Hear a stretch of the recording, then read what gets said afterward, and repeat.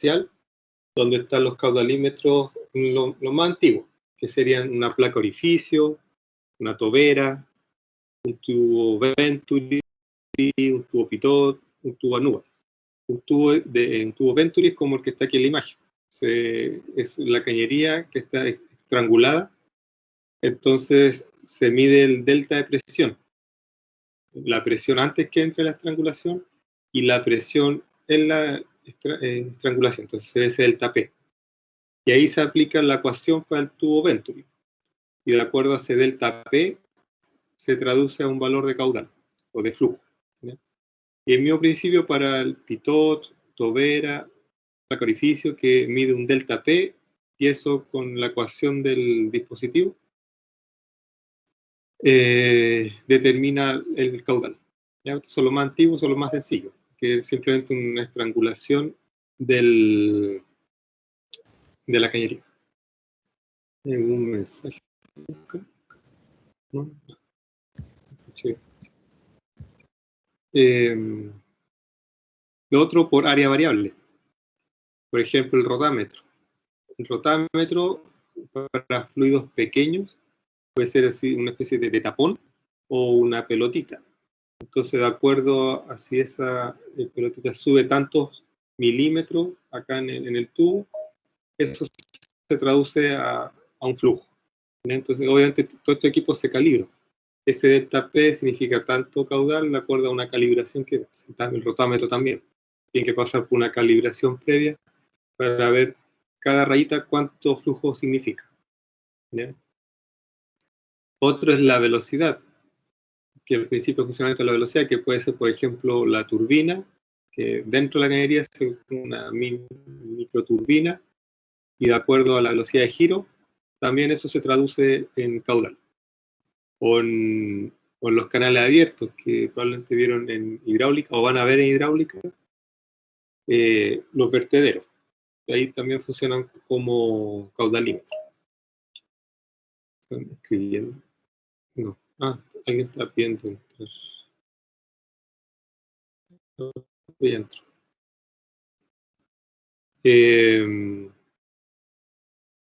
Por fuerza está la placa de impacto, que, bueno, viene el fluido, choca con esa placa, y de acuerdo a lo que se desplaza esa placa, eso se traduce también en un caudal.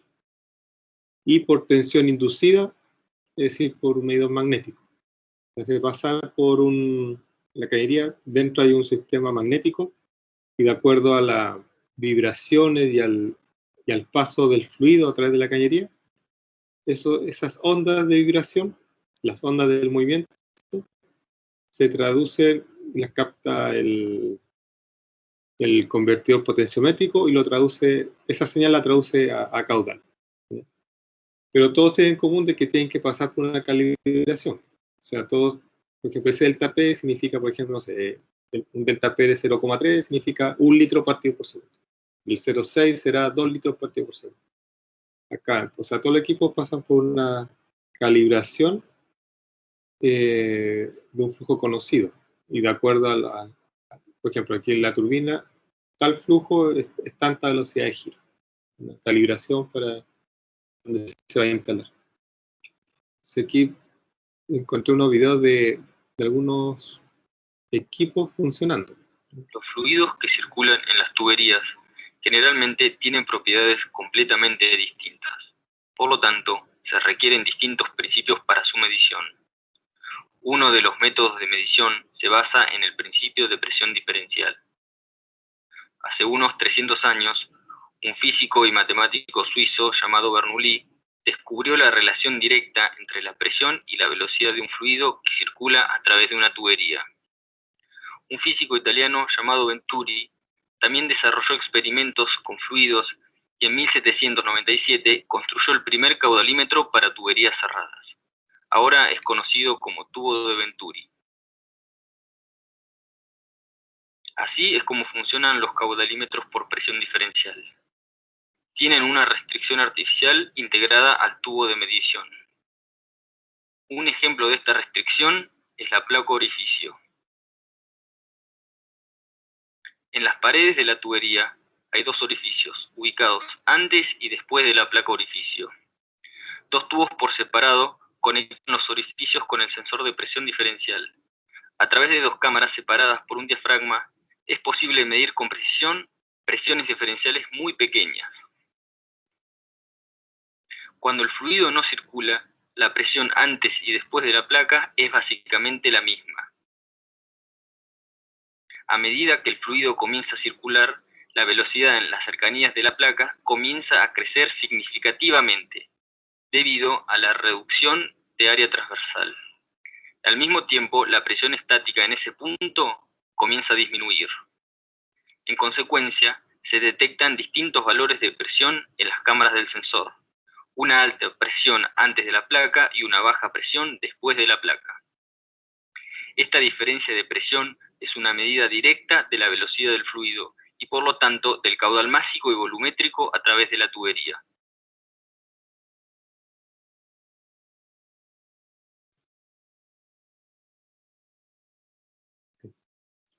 Ese sería el principio de funcionamiento de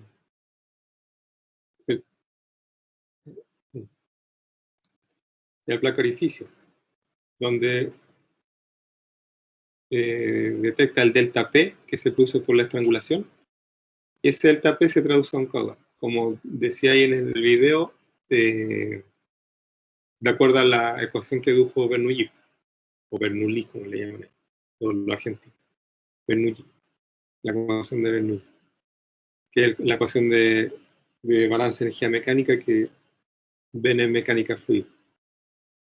Los fluidos que circulan. El rotámetro, también un clásico de los flujómetros, porque es bastante sencillo. Variable area flow meters are suitable for measuring liquids and gases. They have an upright conical tube in which a sophisticated float moves freely up and down. The flow through the tube causes the float to rise until the forces are in equilibrium. The flow rate is read off from the scale at the level of the float. The glass measuring cone allows direct reading of the glass. Dice la rata de flujo, es la razón de flujo, está mal traducido. La razón de flujo. Rate is read off from the scale at the level of the float. The glass measuring cone allows direct reading of the float movement, whilst meters with a metal cone have a magnetic pickup. There is no need for external power for readout. Pues el rotámetro tiene ese principio de que el fluido pasa por el tubo y aquí hay una especie de tapón, un flotador, y de acuerdo a los niveles que sube o baja o va bajando, va midiendo el caudal. Y también obviamente se calibra, se tiene que calibrar. O sea, tantas rayitas significan tanto flujo que va a pasar. La diferencia con la anterior que esto también sirve para gases. El rotámetro. Otro tipo de caudalímetro que está en este video.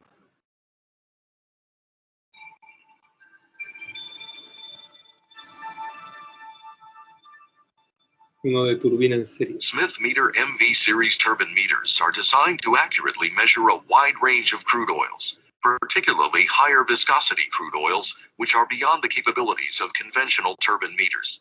The unique two-bladed helical design reduces the boundary layer effect of higher viscosity crude oils on the open area of the meter, thus increasing the meter's measurement range. The meter is also less sensitive to wax and particulates found in crude oils.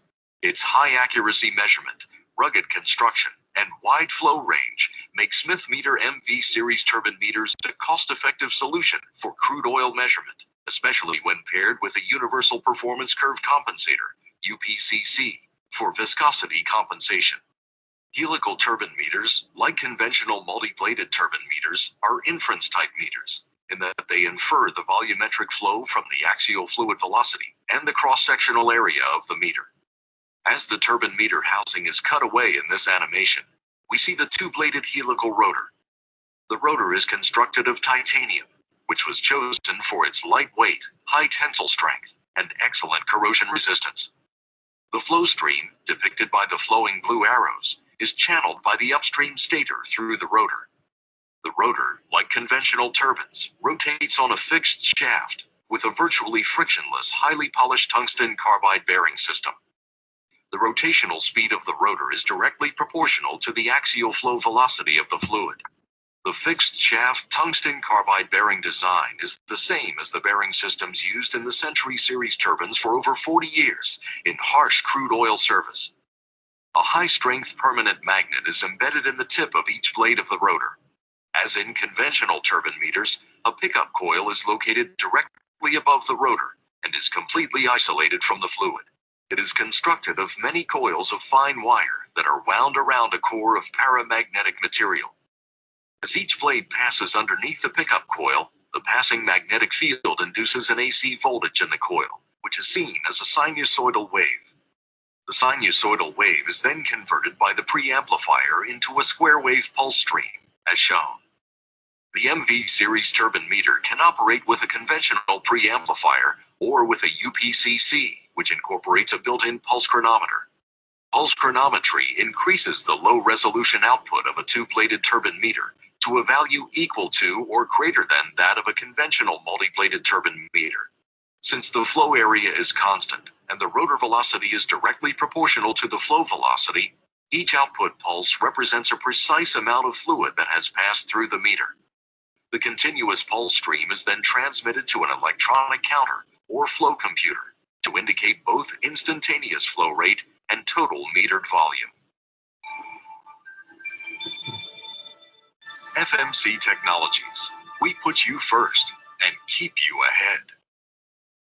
Ya, ese era el tipo turbina, que, bueno, como explicaba ahí, traducía el giro de la turbina y estaba conectado a un sistema magnético y paramagnético para traducirlo a caudal. Y después ya están los más avanzados, que son los tipos magnéticos, pero son más sensibles a la medición. Problema de ese tipo de equipo, porque hay unos que se miden por fuera de la cañería, o sea, se conecta, tiene como un anillo que se ajusta a la cañería y de acuerdo a la vibración que hay dentro de la cañería, por el paso del fluido, se traduce a caudal. Pero ese tiene el problema de que tiene que ser justo la cañería para la cual está diseñado el equipo, o sea, tiene como una carpeta de datos de tipo de cañería. Entonces tiene que ser la que esté dentro de esa carpeta. Aparte tiene que estar el fluido que está dentro de la carpeta. Bueno, si agua no es problema, porque obviamente va a tener agua, pero si otro fluido tendría que tenerlo dentro de las opciones que tiene el medidor de caudal. Pero es muy sensible. Ese es el problema de los medidores magnéticos externos. ¿Ya? Porque existen. Se puede medir desde afuera el caudal en una cañería, pero tiene ese problema, ya que tiene que ser justo lo que uno va a medir tiene que estar dentro de la biblioteca de datos que tiene almacenado el equipo, para el que fue hecho, diseñado. ¿Ya? Y aparte son más caros, mucho más caros que un rotámetro, que un Venturi. El Venturi la misma empresa lo puede armar, pues si es simplemente hacer un acostamiento, instalar un manómetro, que puede ser incluso un manómetro de mercurio o de alcohol en U, y mide el delta P, ¿no? Y hace su calibración. Ya la otra variable es la temperatura, que pues, existen 4 escalas, las más comunes son 3, ¿no? Porque la escala Rankine se ocupa poco, casi nada ya. Por ejemplo, se ocupa Celsius, Kelvin y Fahrenheit. En países anglosajones, de habla inglesa, ocupa bastante el Fahrenheit en lugar del Celsius. Pero como escala absoluta, ya se ha establecido como de manera universal utilizar la escala Kelvin. ¿Cuál es la diferencia entre una escala empírica y una escala absoluta? La escala empírica se refiere a que esa escala de temperatura se obtuvo de forma experimental.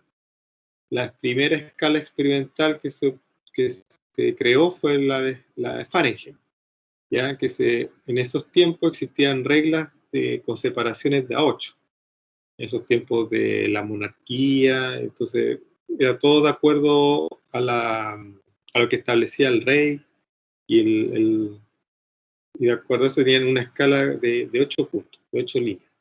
Incluso el término de un pie se refiere al tamaño del pie del rey. De ahí viene la medición del pie. Y lo malo es que cambiaba el rey y cambiaba la medición del pie. ¿Sí? Lo mismo la pulgada también. Viene de las dimensiones que tenía el rey, de la pulgada del dedo pulgar. ¿Sí? Entonces, de ahí Fahrenheit, por eso tiene una escala diferente, no va de 0 a 100 como la del Celsius. Y lo otro que Fahrenheit, la de Fahrenheit se hizo con agua salada, ¿ya? Y la de Celsius se hizo con agua pura y de 0 a 100. O sea, el agua pura cuando se congelaba era 0 y cuando hervía era 100 grados Celsius. Y separaciones de 10 en 10. Era mucho más sencillo. Y después se dieron cuenta que para toda la evolución de la física moderna necesitaban una escala absoluta. No, se dieron cuenta que necesitaban no una escala de temperatura con valores negativos. Entonces ahí se crea la escala Kelvin, que parte de 0 Kelvin, es decir, una escala absoluta que no tiene valores negativos. Entonces la escala Kelvin y la Rankine son escalas teóricas, absolutas, y que el 0 significa que no hay movimiento molecular, ni atómico. O sea, es lo que se conoce como 0 absoluto, que después vamos a ver que es la tercera ley de la termodinámica, la existencia del 0 absoluto, que es el 0 Kelvin. Entonces, teóricamente, cuando no existe ningún movimiento, ni siquiera a nivel subatómico, ese es el 0 absoluto. ¿Ya? O sea, todo totalmente quieto, ni siquiera los quarks están moviendo. Ese es el 0 absoluto. Entonces, es totalmente teórico. Y eso es menos 273,15 grados Celsius. Y en Fahrenheit es menos 459,67 grados Fahrenheit. Ya, entonces, ¿cómo uno diferencia si una escala es empírica y absoluta? Por el grado. No sé, usar la pluma. Ahí. El gradito, eso indica que esas son escalas empíricas. Por eso es un error cuando alguien anota esto. Grado Kelvin, eso no existe. Ya no está mal. Porque es una escala absoluta. El grado está para la escala empírica, ¿ya? Que tienen valores negativos. ¿Ya? Kelvin no tiene. Ni Kelvin ni Rankine tienen ahí, no existe eso. Eso está mal. O sea, de acuerdo a la nomenclatura de las unidades, eso no existe. ¿Ya? Y aparte, la K mayúscula, si se fijan, está reservada para Kelvin.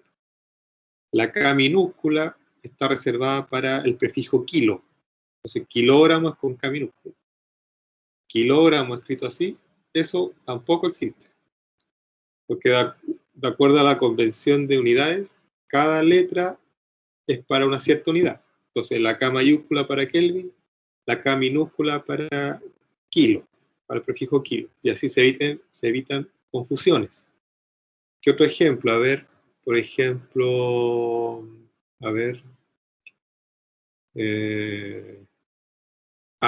M mayúscula, por ejemplo, M mayúscula está reservada para mega, y M minúscula está reservada para mili, para el prefijo mili. ¿Ya? Entonces uno no puede anotar, uno dice, ya, megapascal. No, si uno anota eso significa milipascal. No es llegar y... ¿ya? Si uno quiere anotar megapascal es con M mayúscula. Entonces cada letra, si es mayúscula o minúscula, tiene su significado y ese es un lenguaje universal. Entre los que vemos unidades de medida, los ingenieros, ya en la vía profesional, ya están establecidas las unidades de medida. O sea, por notación, si alguien anota en un informe, quiso decir megapascal y la nota así, el que lee el informe, él dice, no, pues ahí dice milipascal. O sea, se equivocó o algo midió mal, porque universalmente, si es mega, es M mayúscula. ¿Ya? Esos errores se puede permitir a las personas quizás de de menos grado de capacidad técnica, nivel técnico, que cometan esos errores, pero no a nivel de ingeniero. ¿Ya? Que ellos, o sea, se supone que ustedes saben esto, por eso estoy explicando ahora, que van a saber que existe una cierta nomenclatura, no es al azar. Uno ve en la feria que anotan kilogramos con K mayúscula porque es la feria, pero no en un informe técnico de ingeniería. No corresponde. ¿Qué otro ejemplo que también siempre... litro. Litro, por lo general, es la única variable que acepta una dualidad, que puede ser litro con minúscula o litro con mayúscula. Es la única. De todas las unidades de medida que existen, es la única que existe como L minúscula o L mayúscula. O sea, ustedes pueden notar un litro con L minúscula o un litro con L mayúscula. Da lo mismo. Pero todo el resto de las unidades de medida no corresponde. Y aquí están las ecuaciones para transformar las temperaturas. Yo ayer les dejé las tablas de factores de conversión para convertir unidades de masa, de volumen, longitud, área, y también están las temperaturas. Las más comunes son estas. Ya, pero aquí ustedes podrían, de Fahrenheit a Kelvin, si mezclan las ecuaciones. O sea, si aquí Celsius lo despejan, lo dejan en función de Fahrenheit, lo reemplazan allá y obtienen la ecuación para transformar de Fahrenheit a Kelvin. Aquí les recomiendo que esta ecuación la pueden grabar en su calculadora, o como este semestre online, pueden ya pasar esa tabla de factores de conversión a un Excel, o buscar páginas web donde se conviertan unidades, ¿ya? Que hay por montones, páginas web para transformar unidades. ¿Ya? Aprovechando que estamos en modo online, porque ya en modo presencial ocupan las tablas impresas.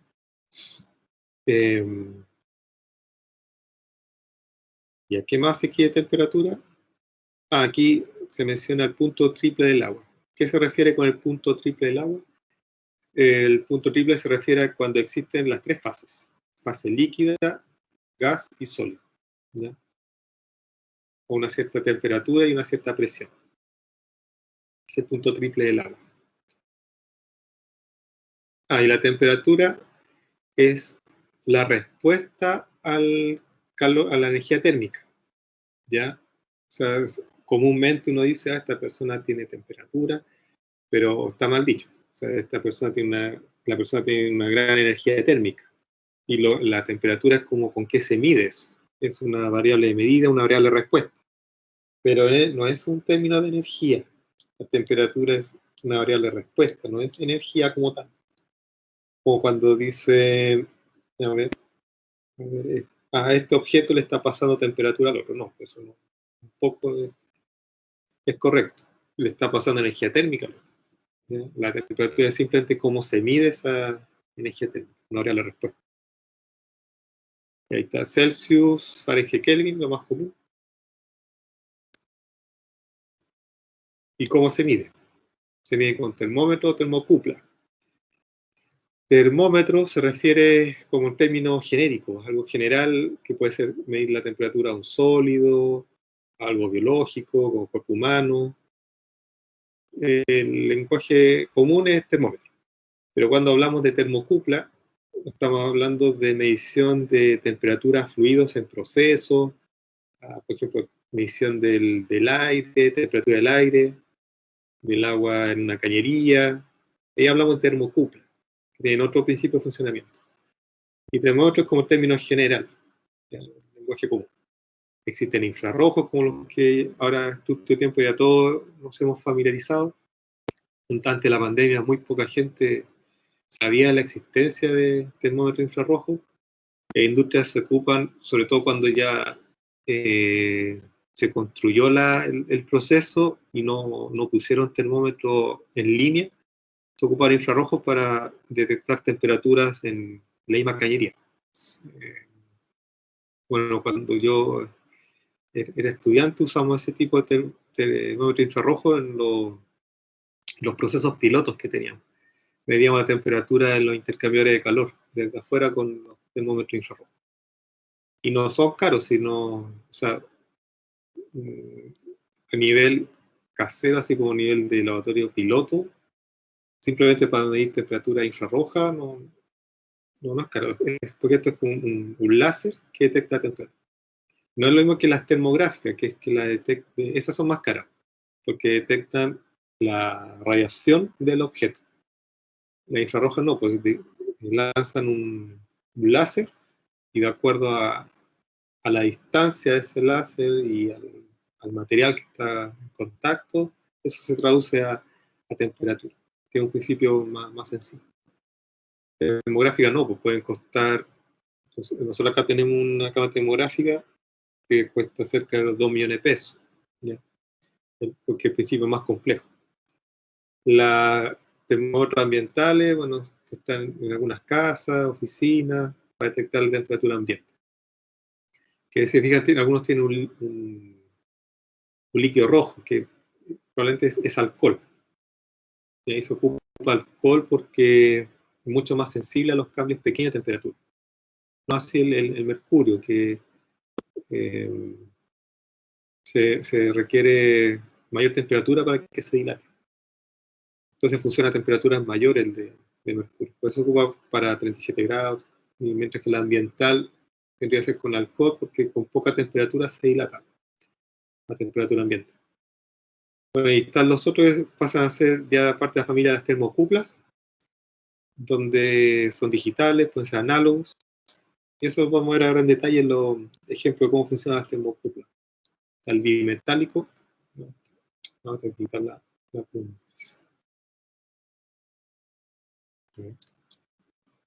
Ahí parte. En la instrumentación de temperatura industrial existen dos versiones habituales de termómetros de dial: termómetros bimetálicos y de dilatación de gas. Cada uno tiene principios de funcionamiento diferentes y por lo tanto son aptos para diferentes aplicaciones. Los termómetros bimetálicos miden la temperatura mediante un muelle espiral que consiste en dos metales diferentes. Estos metales tienen diferentes valores de dilatación térmica. Expuesto a calor, el bimetal se deforma hacia una dirección y en caso de frío, hacia la dirección opuesta. La deformación mecánica del muelle bimetálico genera un movimiento giratorio inducido por una variación de la temperatura. La temperatura se transmite a la aguja del instrumento de medición a través del eje del mecanismo. El termómetro de dilatación de gas funciona totalmente diferente. El gas, preferiblemente gas helio, se dilata con un aumento de la temperatura y deforma el muelle de medición. ¿Cuáles de estos sistemas es idóneo para su aplicación? Debido a su construcción más simple, los termómetros bimetálicos son mucho más económicos. Otra ventaja de los termómetros bimetálicos es que los cambios de temperatura ambiente no afectan el resultado de la medición. En el caso de los termómetros de dilatación de gas, los cambios de temperatura ambiente sí influyen en el resultado de la medición. En parte estos efectos pueden compensarse. Por otro lado, los termómetros de dilatación de gas presentan importantes ventajas. Debido a la rápida variación de presión, en sistemas cerrados del termómetro de dilatación de gas se indica la variación de temperatura rápidamente. Mientras el muelle espiral del termómetro bimetálico reacciona mucho más lentamente a los cambios de temperatura. Gracias al capilar, los termómetros de dilatación de gas son óptimos para distancias de hasta 60 metros del punto de medición. Los termómetros bimetálicos, sin embargo, permiten una lectura solamente en su punto de medición. Los termómetros de dilatación de gas ofrecen un rango de medición notablemente más elevado en comparación con los termómetros bimetálicos. La caja de los termómetros de dilatación de gas puede rellenarse de líquido, incluso en aplicaciones con temperaturas del medio superiores a 250 grados centígrados. Por todo esto, la utilización de un termómetro de dilatación de gas o bimetálico depende de muchos factores. Nosotros en Vica le ayudaremos a seleccionar su termómetro adecuado para su aplicación. Y ahí el principio de funcionamiento de termocuplas que se ocupan en procesos, en el línea. Y hay distintos tipos, está el J, K, T, R, S, B. Incluso hay algunos que son para medir en viviendas, donde se colocan en las paredes, ¿ya? Y, a ver, déjenme... Aquí tengo un termómetro. Voy a poner mi cámara. Que esto, conservar anotaciones. A ver, voy a poner mi cámara y voy a mostrar la termocupla que tengo aquí como para poner en las paredes. Para compartir y el video. A ver. Esta esa es un termómetro, una termocupla, y esto sería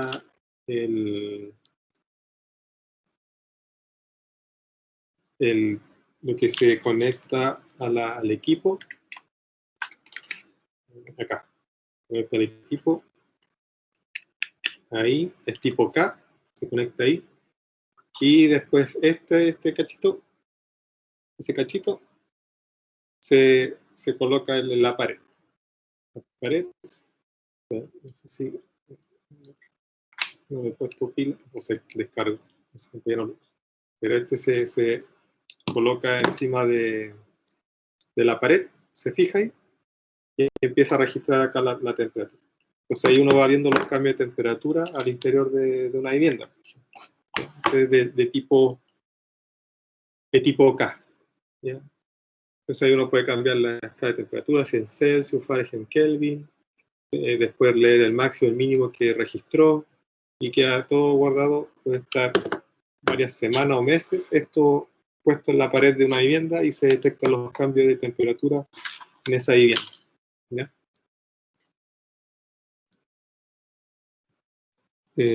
Sigamos acá.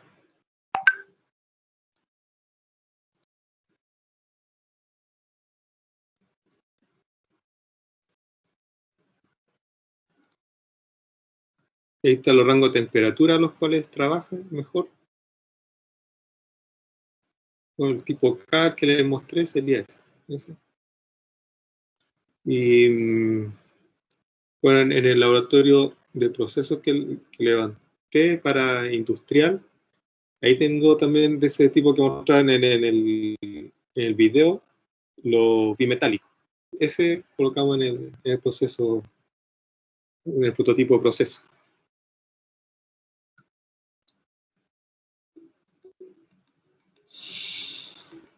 Acá están los termopares. En la instrumentación industrial se utilizan diversos tipos de sondas de temperatura. Uno de estos tipos es el termopar. A modo de ejemplo, elegimos un termopar con cable de conexión. Un termopar consiste en dos filamentos de diferentes metales que se conectan entre sí en el punto de medición. En principio, un termopar ya funciona si los dos cables solo se tocan en el punto de medición o si se enroscan entre sí. Sin embargo, para la mayoría de las mediciones industriales, solo se puede utilizar un termopar soldado, ya que tiene una alta resistencia a la vibración. Cuando la temperatura en el punto de medición aumenta o disminuye, la densidad de los electrones de los dos metales también cambia. Este cambio en la densidad de los electrones, es decir, la tensión, se mide en los extremos de los cables. Un termopar nunca mide la temperatura absoluta, sino que siempre mide la diferencia de temperatura entre el punto de medición y el punto de conexión. Por lo tanto, los termopares requieren la llamada compensación de la unión fría, que garantiza que la temperatura ambiente en los terminales de la unión fría no influya en el resultado de la medición. Para lograr tensiones térmicas lo más elevadas posibles, se emplean combinaciones especiales de materiales cuyas electronegatividades individuales sean lo más diferentes posibles. Los emparejamientos de metales comunes, menos costosos, producen un voltaje termoeléctrico más alto en comparación con los emparejamientos con metales nobles. Para ello también se pueden utilizar termopares nobles para altas temperaturas hasta 1700 grados centígrados. Existen numerosos tipos de termopares adecuados para diferentes rangos de temperatura y cuya exactitud de medición puede leerse en las tablas de valores límite de las normas IEC 60584-1 y ASTM E230. Si tiene alguna duda sobre la elección del termopar adecuado para su aplicación, estamos a su disposición. Bueno, eso ya es propaganda. Y ese es cómo funciona el termopar. Y la otra son las termoresistencias.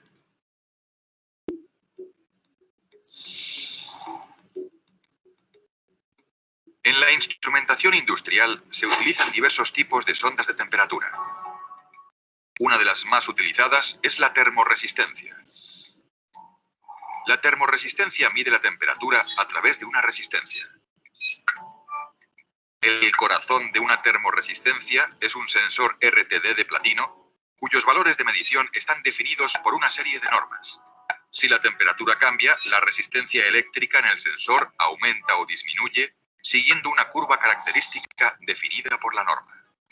Al medir la resistencia, la temperatura se puede determinar con mucha exactitud. Las termoresistencias están disponibles en diferentes clases de exactitud.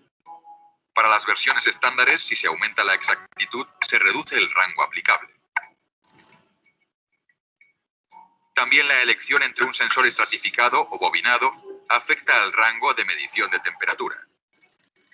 De acuerdo con la norma IEC, las termoresistencias estándares con sensor RTD bobinado clase B se definen desde menos 196 grados centígrados hasta un máximo de 600 grados centígrados.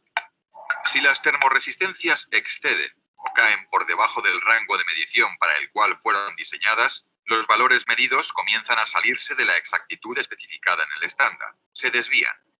El resultado de la medición ya no es exacto. Este efecto es más pronunciado en sensores estratificados que en los bobinados. Si se usa una termoresistencia fuera de su rango de medición, se puede dañar el sensor RTD. Tampoco se puede garantizar la exactitud de los valores medidos dentro de su rango. La versión estándar del sensor para aplicaciones industriales es el sensor PT100. Tiene una resistencia eléctrica de 100 ohmios a 0 grados centígrados. En casos especiales, también se utilizan sensores PT25 o PT1000, es decir, resistencia de 25 y 1000 ohmios, respectivamente, a 0 grados centígrados. Si tiene alguna duda sobre la elección del termómetro adecuado para su aplicación, estamos a su disposición.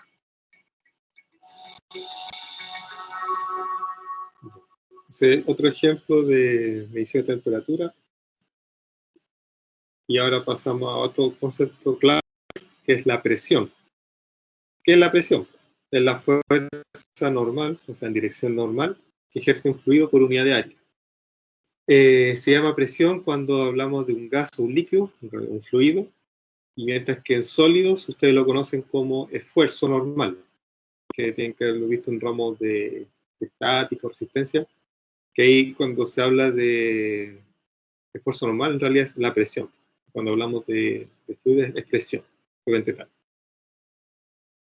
Entonces, las unidades de medidas son muchas: bar, atmósfera, pascal, bueno, todos sus derivados, megapascal, kilopascal, hectopascal, kilogramo fuerza partido por centímetro cuadrado, porque es fuerza partido por área, newton partido por metro cuadrado, etc. Los PSI, y hay un detalle, porque existe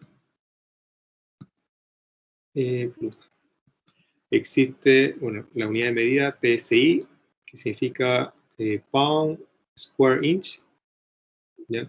Que son libras fuerzas partido por pulgada al cuadrado, y esa es la unidad de medida como tal, pero los PSI, la única unidad de presión que hace la distinción entre unidad PSIG y PSIA.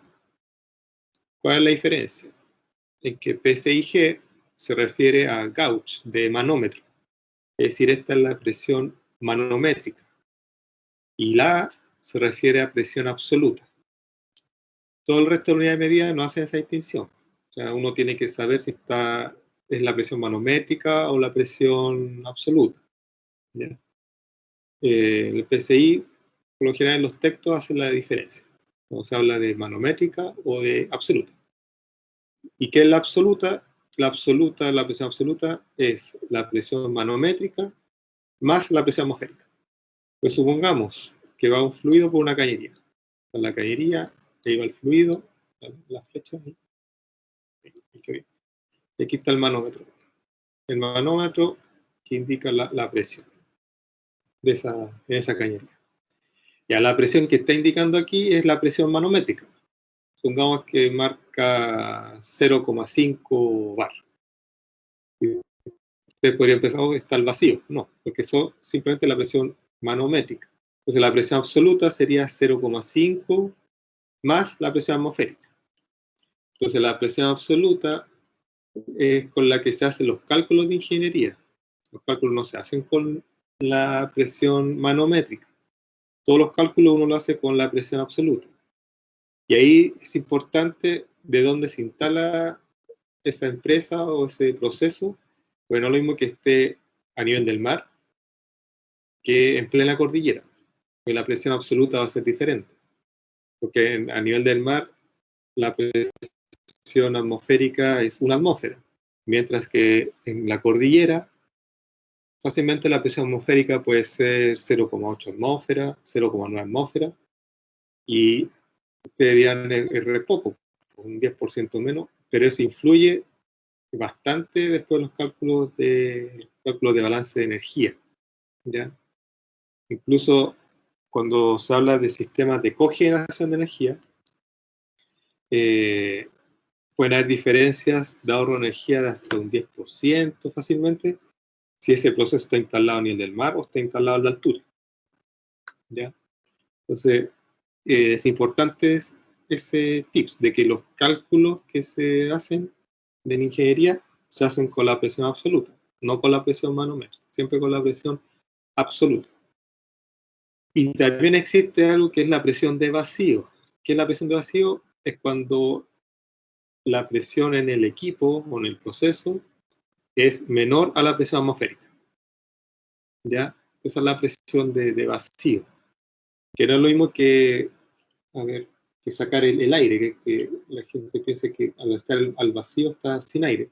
Cuando se hace vacío el alimento, sí, pues, porque se chupa todo el... Pero hay equipos que funcionan al vacío, y eso no quiere decir que adentro esté sin aire, ¿ya? Sino que la presión es tan baja que trabaja al vacío, o una presión menor que la atmosférica. Entonces la presión manométrica, la absoluta es la manométrica más la atmosférica. Bueno, aquí está un esquema más claro. Aquí está la atmosférica. Cuando se habla de vacío, la presión absoluta más la de vacío es la atmosférica. Cuando se habla de cuando no está el vacío, la presión absoluta es la atmosférica más la manométrica. ¿Ya? Entonces el vacío uno puede decir que es la atmosférica menos la absoluta. O la absoluta sería igual a la atmosférica menos la presión de vacío. Se trabaja al vacío. Entonces con esa presión absoluta se hacen los cálculos. Entonces está este tipo de manómetro, el más antiguo, el ENU, que algunos de ustedes hizo alguno en la educación media, que a uno lo hacían hacer con una manguera y poner un fluido adentro y con diferencia de temperatura se movía el fluido. Ya dice una especie de manómetro. ¿Sí? ¿Ya? Están los tipo Bourdon, que son los más clásicos, que son los tipo análogo, que uno los ve en los balones de gas, distintos tipos de gas. De gas de oxígeno, gas licuado, gas de hidrógeno, helio, nitrógeno, y los digitales, que es cuando se requiere mayor precisión. En cañería se usa bastante el ENU, porque aquí el U detecta el tiro el delta P, que ocurre entre dos puntos en la cañería. Mientras que para ver un delta P en una cañería habría que poner dos manómetros de Bourdon, medir en un punto, en el otro punto, y ahí se sabe la diferencia de presión. Porque el de Bourdon y el digital no miden el delta P. y en la presión puntual, en la cañería, en el estanque. Ya. Esto lo ven en hidráulica, que es la presión con la profundidad, que es la presión hidráulica, que tienen que haber visto, o si van a ver, no recuerdo bien la malla de civil, si viene después o antes mecánica fluida. Veía la presión se distribuye con un triángulo. La presión media está en el triángulo, o sea, en la tercera parte, en el primer tercio de abajo está la presión media, ya, en una profundidad. Entonces, para la presión hidráulica lo que se hace es ver, me salté, aquí para ver la presión de esta columna de agua va a ser la densidad por G y por la altura del agua. Pero si uno quiere saber la presión media, no es simplemente justo en el punto medio, sino que es en el tercio de abajo, ahí está la presión media que se está aplicando sobre el fondo de eso, de una piscina, por ejemplo. ¿Ya?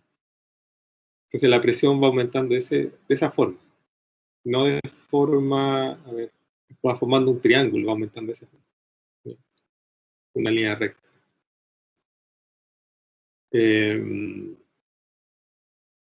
Entonces la presión, nosotros vamos a trabajarlo como una variable más e importante dentro de los cálculos de ejercicio de termodinámica, porque con la presión y temperatura podemos definir todo el resto de las propiedades termodinámicas.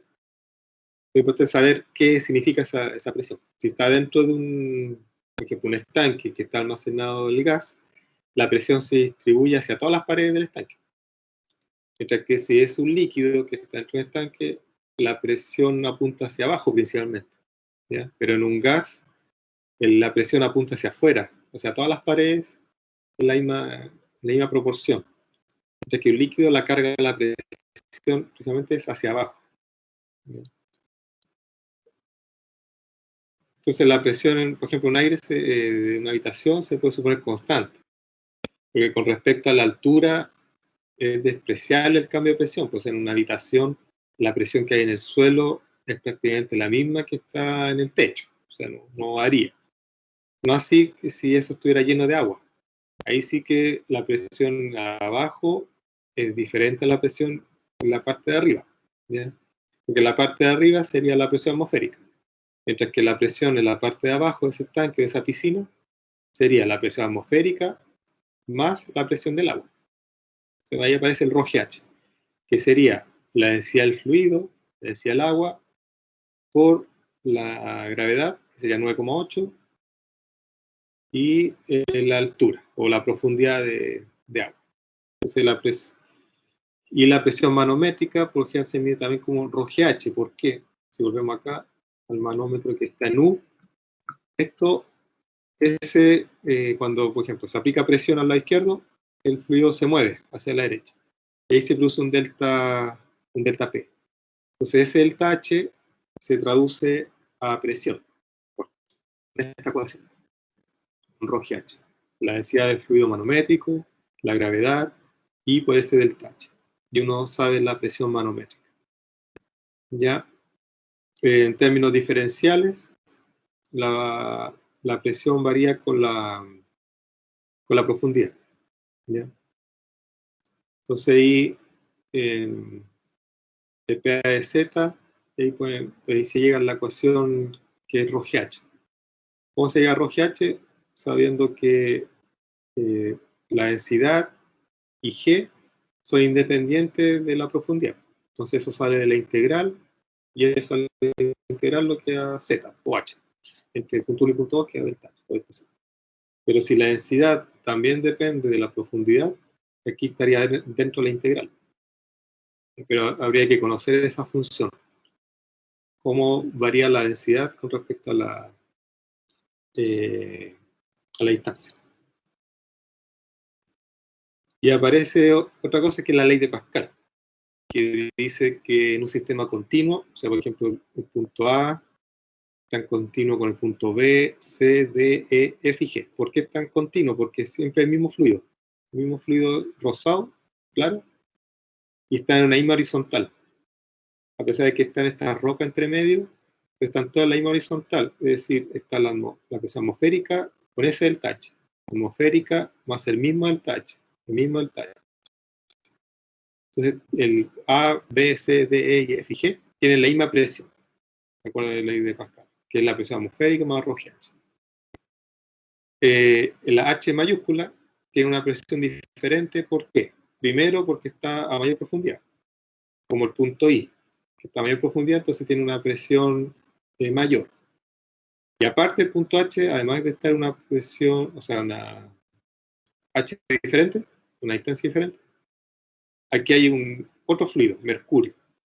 Entonces va a ser ρGH hasta este punto, que es pura agua, más el ρGH de la profundidad del mercurio, para sacar la presión en H. Ahí se suma. Sería, por ejemplo, para la presión en el punto H, sería la presión atmosférica, más la densidad del agua, por G y por la altura del agua. La altura del agua, que sería,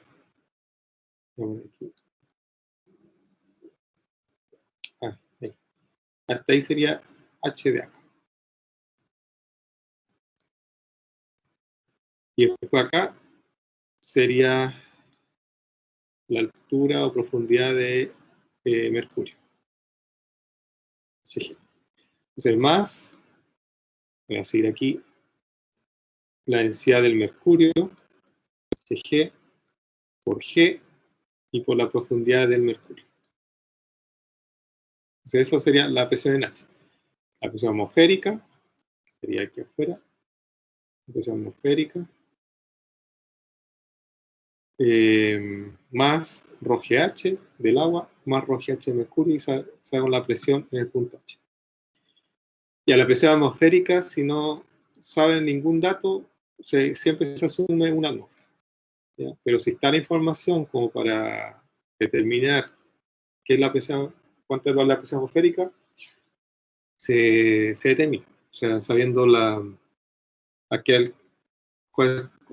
cuántos metros sobre el nivel del mar está la ciudad, ahí uno puede buscar ya. Por ejemplo, Talca está a 150, 180 metros sobre el nivel del mar. Entonces, ahí uno busca de acuerdo a las tabulaciones barométricas. Ya. Eso significa que en Talca, por ejemplo, en lugar de 760 mililitros de mercurio, que sería una atmósfera, probablemente va a ser 756, por ejemplo. 756 mililitros de mercurio, que eso se traduce a 0,98, 0,99. Pero si hablamos de Calama, que está a 2.000 y tantos metros sobre el mar, ahí probablemente la presión atmosférica es 730 y algo, o 720 quizás. Sí, 720 probablemente, porque en Santiago, que está a 600, 800 metros sobre el mar, la presión atmosférica es cerca de 735, 740. ¿Ya? Entonces, mucho más baja, 710 probablemente va a ser en Calama. Ya, eso respecto a la ley de Pascal. Entonces, aquí lo que les mencionaba, para saber la presión en el fondo del estanque sería la presión atmosférica, más la presión del líquido 1, más la presión del líquido 2, más la presión del líquido 3, y eso da la presión aquí abajo, la presión total. ¿Ya? Eso se ocupa también para los manómetros. Esto. Para medir la presión dentro del estanque, un manómetro de NU, que sería lo más antiguo, que se ocupa re poco ya, pero igual existen todavía manómetros de NU en la industria, sobre todo en Chile. Hay harta industria artesanal y antigua, y en estanques todavía se ocupa el manómetro NU. Entonces el delta H es un indicador de la presión, donde ese delta H sería aquí, por ejemplo, la densidad de mercurio, porque es un manómetro de mercurio, la densidad de mercurio, G, y ese delta H de mercurio, más la presión atmosférica, y le da la presión total que hay dentro del estanque. Porque solo calcular esto sería la presión manométrica. Y acuérdense que los cálculos se hacen con la presión total. Aquí un delta P en una cañería. O sea, aquí, de acuerdo a esta expresión, por ejemplo, aquí está desordenada la ecuación. Aquí coja de tarea de que ordenen la ecuación como delta P. O sea, que la pueden escribir como P2 menos P1. ¿Ya? Para que entiendan bien el concepto de delta P. Y ahí se hace ahí una especie como de juego con las profundidades dentro del manómetro, pasar el delta P. Porque habría que saber en realidad lo que se quiere llegar a esto. ¿Cómo llegamos a eso? ¿Ya? Que esa realmente es la diferencia. Porque los dos están con una cierta presión atmosférica. O sea, de los dos términos se puede despreciar la presión atmosférica. Entonces solo queda lo que está ocurriendo en el manómetro, como diferencia del P. Porque ambos tienen la misma presión atmosférica y se elimina. Entonces solo queda el juego del... Entonces, por ejemplo, si despejan ahí P2 menos P1, va a ser el primer paso. P2 menos P1 sería, si despejo eso y junto términos, a ver, este término, ¿qué significa? Esa presión. El ρ2 GH, ¿dónde está ese término? Punto 2 por G y por H. Acá, el fluido 2 por G por H, es este término. Densidad 2 por G por H, es este. Entonces, ¿qué está haciendo? Es este término menos este pedacito. Y menos ρ1 GA, menos esto. Entonces, al final lo que está haciendo es midiendo esta presión. Esa presión. Porque el término total le está restando ese pedazo y ese pedazo. ¿Bien? Si se fijan.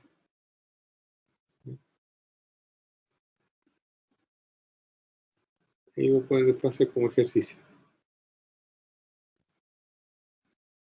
Al final quedan midiendo solo la presión manómetro. Ya los manómetros, como les son, pueden ser análogos, pueden ser digitales. Lo recomendable es digital, puede ser más preciso, pero es muy común que los balones de gas, distintos tipos de gases, todavía sigan usando el análogo, que es más barato. ¿Ya? Por ejemplo, ahí está el manómetro NU, el análogo, se llama manómetro de Bourdon, y el digital. ¿Ya? Y ahí también un video de cómo funcionan los manómetros. Ahí está el tipo Bourdon. En la instrumentación industrial se utilizan dos tipos de manómetros diferentes: los manómetros de tubo Bourdon y los manómetros de membrana. Estos dos tipos de manómetros tienen principios de funcionamiento distintos y por lo tanto son apropiados para diferentes aplicaciones. En los manómetros de tubo Bourdon, la presión se mide a través de un muelle tubular que transmite la presión a la aguja a través de un mecanismo. Los manómetros de tubo Bourdon se pueden utilizar en un amplio abanico de situaciones y cubren la mayor parte de aplicaciones. Los manómetros de membrana son los adecuados cuando los manómetros de tubo Bourdon llegan al límite de sus características técnicas. En los manómetros de membrana, la presión se transmite a un tirante a través de una membrana ondulada. Este tirante transmite la presión al mecanismo de la aguja. Los manómetros de membrana son los idóneos, por ejemplo, para la medición de bajas presiones. La gran superficie de la membrana permite usarlos en aplicaciones a partir de 16 milibars. Por el contrario, en los manómetros de tubo Bourdon, los rangos de medición comienzan a partir de 600 milibars. Los manómetros de membrana ofrecen una buena protección en caso de sobrepresiones, debido a que la membrana puede apoyarse contra la brida superior. Los manómetros de membrana de Vica están equipados de serie con una protección contra sobrecargas 5 veces el fondo de escala. Si es necesario, los manómetros se pueden dotar de una protección contra sobrecargas incluso mayor. Los manómetros de membrana también tienen ventajas al utilizarlos con medios críticos. La membrana se puede recubrir con los materiales más diversos como PTFE, oro, Hastelloy y muchos más. De esta manera se protege el dispositivo contra medios agresivos. Opcionalmente, la brida inferior también se puede revestir de un material especial. Las membranas con brida de conexión abierta también son apropiadas para medios viscosos. Gracias a su gran sección transversal, el canal de presión no se puede obstruir. Por lo tanto, la correcta decisión entre utilizar manómetros de tubo Burdon o manómetros de membrana depende en todo momento de la aplicación en concreto. En Vica estaremos encantados de asesorarle a la hora de elegir el manómetro adecuado para su campo de aplicación. La gran diferencia es que el de Burdon se ocupa bastante, sobre todo cuando cerca de las bombas centrífugas, pero cuando hay bombas diafragma, que su principio de funcionamiento es como una especie de movimiento de pistón, no tiene un pistonetto, pero sí funcionan como el corazón, con un bombeo de pulsos, Ahí se ocupa que el manómetro de Burdon tiene que tener glicerina al interior, ya porque es algo más viscoso, y hace que la aguja del manómetro no se mueva tanto con ese movimiento en pulso, ya porque, como le mencionaba, pues cuando yo estaba formando teníamos estos laboratorios piloto, y cuando se conectaba, por ejemplo, un manómetro Burdon a una bomba de diafragma, la aguja oscilaba, no sé, pues entre 2 y 6 bar, así como iba y volvía cada rato. Mientras que era un manómetro que tiene glicerina, que lo hace más viscoso, ahí la aguja se mueve poquito, ¿no? Entonces, para procesos con mucha vibración, el manómetro tiene que tener líquido especial, pues glicerina, para evitar esa oscilación brusca, ¿ya?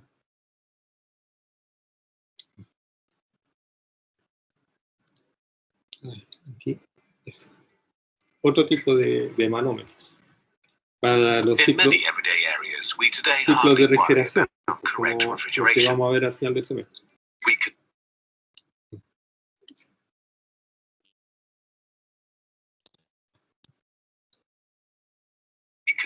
Many products chilled. When it's hot outside, we sit in the air-conditioned rooms. We have come to take refrigeration for granted. You, as a professional, are aware of the level of complexity involved in refrigeration processes. In order to guarantee optimum refrigeration, loops, pressures, temperatures, and many other system parameters must be recorded and adjusted. Is your customer actually getting the promised refrigeration performance and efficiency he paid for? The use of analog manifolds for service and maintenance of refrigeration and air conditioning systems is widespread. However, this method is complicated and involves many sources of error. Reading off the pressures is difficult since the manometer display often fluctuates. Interpretation of the saturation temperatures, exact read-off of the tables, inaccurate time-consuming temperature measurement, and finally, calculation errors can also occur. The status of the system is never displayed in real time. You only ever see what's recently happened, never what is happening right now. The correct refrigerant filling quantity and the exact determination of superheating and subcooling are crucial parameters. If these are incorrectly adjusted, the system has higher energy costs and a lower refrigeration performance than originally intended. On top of this is a higher level of wear and tear on the components. The customer is dissatisfied because he has unforeseen higher expenses. You keep coming back to the system in order to solve the problem. This can even damage your reputation as an expert business. Various studies from the USA have concluded that up to 2/3 of all refrigeration systems are incorrectly adjusted because they've been filled with either too much or too little refrigerant. Consequently, the systems work inefficiently and are susceptible to damage. Analog technology. Time-consuming, complex, susceptible to error, inaccurate.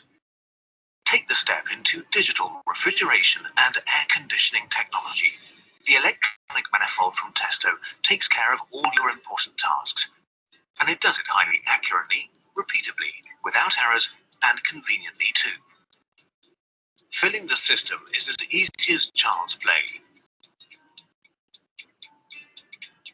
The display illumination helps you in dark surroundings.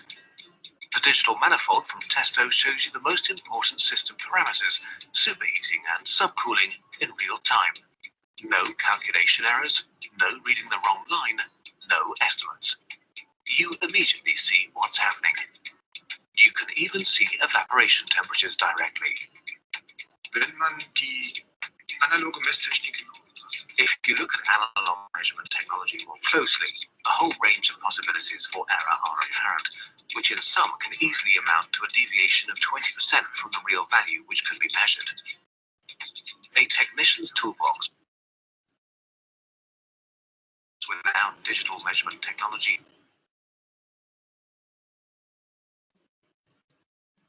is today no longer imaginable. If you look this directly, Quiero mostrar esto.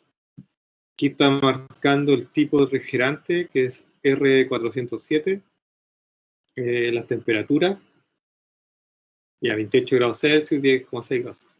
Pero acá fíjense la presión, 11,9 bar, 5,56 bar. Ya, ¿por qué paré para destacar? Porque tienen que ir, una especie de, irte con una noción de la dimensionalidad y de la magnitud de la variable. Por ejemplo, 11 bar, 5 bar es de un estanque, ya de un balón de un gas, de cualquier sustancia. En este caso del refrigerante. Profe, Sígame. es que el video se pegó. Sí, porque estoy diciendo que... No, está pegado desde antes, consumimos muchos productos enfriados al principio. Sí, a mí igual, pensé que solo me había pasado a mí.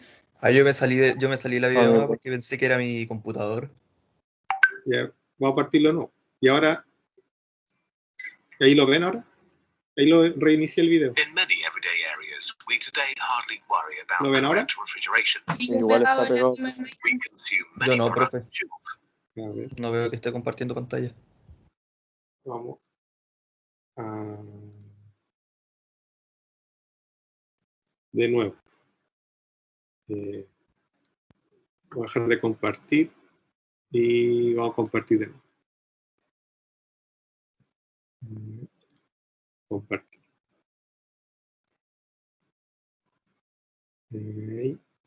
Y... ¿Ven la diapo ahora, no? Sí, profe. Sí, profe. Sí, ya. Y ya iba a empezar el video. Ahora sí. In many everyday areas, we today hardly worry about correct refrigeration. We consume many ¿Lo ven? products chilled. When it's Sí, hot profe. outside, Sí, we ya. sit Sí, profe. in air-conditioned rooms. We have come to take refrigeration for granted. You, as a professional, are aware of the level of complexity involved in refrigeration processes. In order to guarantee optimum refrigeration, loops, pressures, temperatures, and many other system parameters must be recorded and adjusted. Is your customer actually getting the promised refrigeration performance and efficiency he paid for? The use of analog manifolds for ¿Qué pasó? Apreté el ocultar. service and maintenance of refrigeration and air conditioning. Is your customer actually getting the promised refrigeration performance and efficiency he paid for? The use of analog manifolds for service and maintenance of refrigeration and air conditioning systems is widespread. However, this method is complicated and involves many sources of error. Reading off the pressures is difficult since the manometer display often fluctuates. Interpretation of the saturation temperatures, exact read-off of the tables, inaccurate time-consuming temperature measurement, and finally, calculation errors can also occur. The status of the system is never displayed in real time. You only ever see what's recently happened, never what is happening right now. The correct refrigerant filling quantity and the exact determination of superheating and subcooling are crucial parameters. If these are incorrectly adjusted, the system has higher energy costs and a lower refrigeration performance than originally intended. On top of this is a higher level of wear and tear on the components. The customer is dissatisfied because he has unforeseen higher expenses. You keep coming back to the system in order to solve the problem. This can even damage your reputation as an expert business. Various studies from the USA have concluded that up to 2/3 of all refrigeration systems are incorrectly adjusted because they've been filled with either too much or too little refrigerant. Consequently, the systems work inefficiently and are susceptible to damage. Analog technology. Time-consuming, complex, susceptible to error, inaccurate. Take the step into digital refrigeration and air conditioning technology. The electronic manifold from Testo takes care of all your important tasks. And it does it highly accurately, repeatably, without errors, and conveniently too. Filling the system is as easy as child's play. The display illumination helps you in dark surroundings. The digital manifold from Testo shows you the most important system parameters, superheating and... Y aquí había puesto pausa, porque les está diciendo que fueran aprendiendo las magnitudes de la variable. Lo más fácil, uno sabe que la temperatura ambiente es 20, 25 grados Celsius, eso se sabe. Pero la presión, un bar es la presión atmosférica, la presión de una cañería de casa será uno como tantos bar, con suerte 2 bar, en un estanque son unos 10 bar, 15 bar, o sea, en un balón de algún gas, para que después, no sé, pues cuando resuelvan problemas la prueba, no entreguen resultados de 1.000.000 de bar, pues eso no existe. O sea, no, ese tipo de noción se aprende resolviendo ejercicios, pues, leyendo, estudiando, para que después simplemente por osmosis, por inercia, uno sabe que no, ese resultado es incorrecto, parece.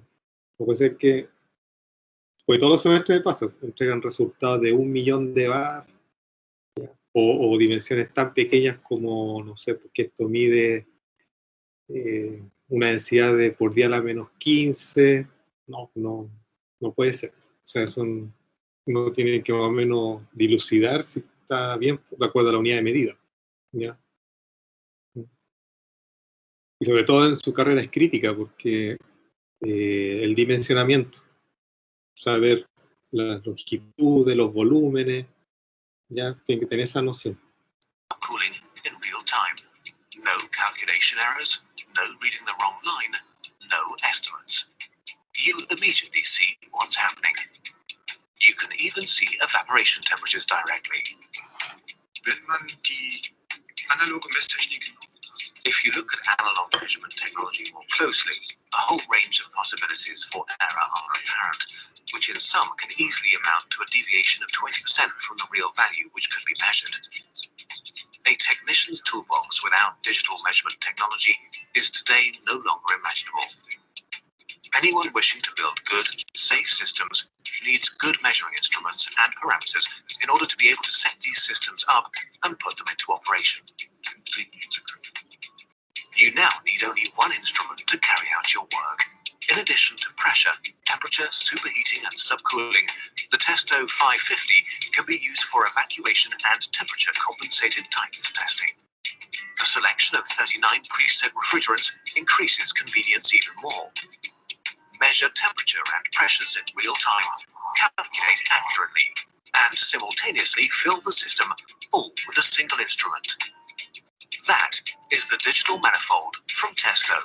Fast, easy, reliable, precise.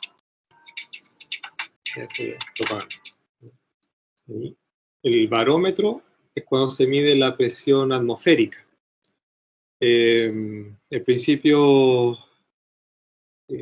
fundamental es, por ejemplo, un tubo invertido, un capilar invertido, el mercurio, y de acuerdo a la presión atmosférica es el ascenso que tiene mercurio en ese capilar, ese tubo capilar. Y de acuerdo a esa altura es la presión atmosférica. Por ejemplo, si está a nivel del mar, el ascenso del mercurio en ese tubo capilar va a ser 760 milímetros. O sea, algo que se puede medir, 700, y que puede existir dentro de una habitación. 760 milímetros. Pero en cambio, si esto lo hiciéramos con agua, serían 10 metros. No podríamos tener un barómetro de agua porque serían 10 metros de agua. O sea, una atmósfera significan 10 metros de agua. Y luego hay 700 milímetros de mercurio. O sea, obviamente no va a tener un barómetro de agua, un edificio de barómetro. Ejemplos de barómetros pueden ser de este tipo, digitales, son más modernos, que aparte de medir la presión, aquí está en hectopascal. Está la temperatura ambiente y la humedad relativa, y la hora de muestra, y la presión a distintos horarios. Las variaciones de presión en realidad. Subió 2, bajó 2. Y el otro, un barómetro análogo, un reloj. Y también hay tubulares, por ascenso capilar. Un ejercicio sencillo para determinar la presión. Por ejemplo, determine la presión atmosférica en un lugar donde la lectura barométrica es 740 milímetros de mercurio. G 9,81, ese dato probablemente esté de más para usted, ya lo vieron en física, G es conocido. Suponga que la temperatura de mercurio es de 10 grados Celsius, a la cual su densidad es 13.570 kilogramos por kilómetro cúbico. Entonces, para determinar la presión atmosférica, teniendo esos datos, teniendo la altura, teniendo la densidad del mercurio. Entonces, tenemos la temperatura, la densidad, entonces aplicamos ρH. Sería la densidad del mercurio, G, 81 metros por segundo cuadrado. La altura en metros. ¿Por qué en metros? ¿Por qué esto en kilogramos metro cúbico? ¿Por qué el G en metros segundo cuadrado? ¿Por qué? Porque esto, al usar esas unidades, el resultado da directo en kilopascal. Porque si aplican los factores de conversión, son unos a 1. O sea, aquí unos a 1000 porque se cambió se cambió a kilopascal. ¿Ya? Pero si lo trabajáramos hasta acá, el resultado daría en pascal. Si ustedes colocan la densidad en kilogramos por metro cúbico, G en metro por segundo cuadrado y H en metros, el resultado les da directo en pascal. Y aquí agregaron la transformación de pascal a kilopascal, ¿ya? Y quedó en kilopascal. ¿Ya? Pues acuérdense que un pascal es un newton metro cuadrado. Entonces, por eso esto queda en pascal. Si usaran hasta aquí, ahí quedaría el resultado directo en pascal. Es decir, eso sería 98.500 pascal. Después, si lo quieren pasar a unidades de atmósfera, aquí tengo que aplicar otro factor de conversión por, es una atmósfera. Sí, una atmósfera. Tratando de recordar el factor de conversión que no tengo aquí a mano. Es 101,325 kilopascal. Ahí. Entonces, la presión en unidad de atmósfera sería 98,5 dividido en 101,325. 0,972. Sería 0,972 atmósfera. ¿Ya? Eso. Que probablemente es como en una ciudad como Santiago, ¿ya? 740 milímetros de mercurio. 0,972 atmósfera. ¿Consultas del ejercicio?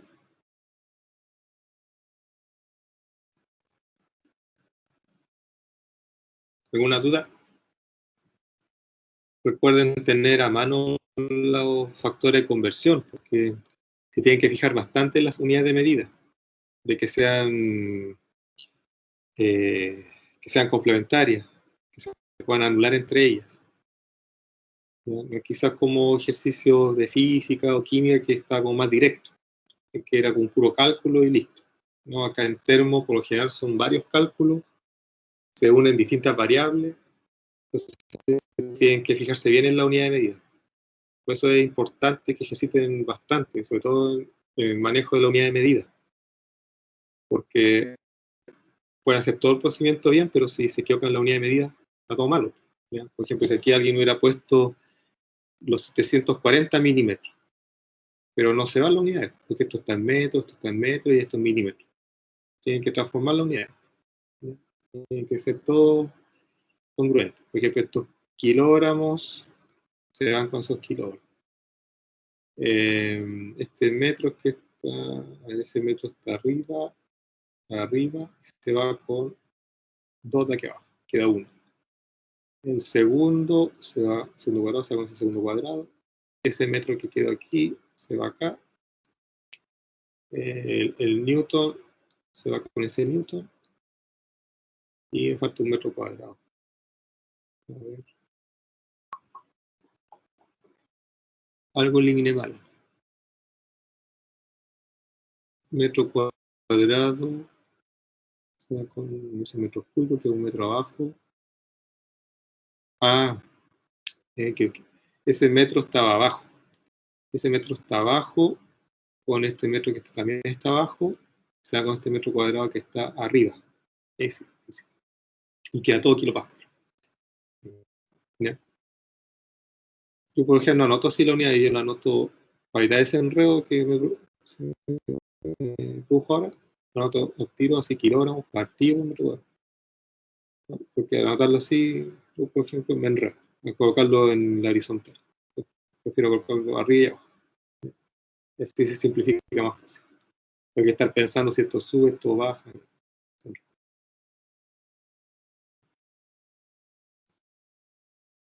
Ya, entonces preguntas para ustedes. ¿Cuáles son las escalas de temperatura ordinaria o empírica y absoluta en el sistema internacional y en el sistema inglés? ¿Quién puede responder eso?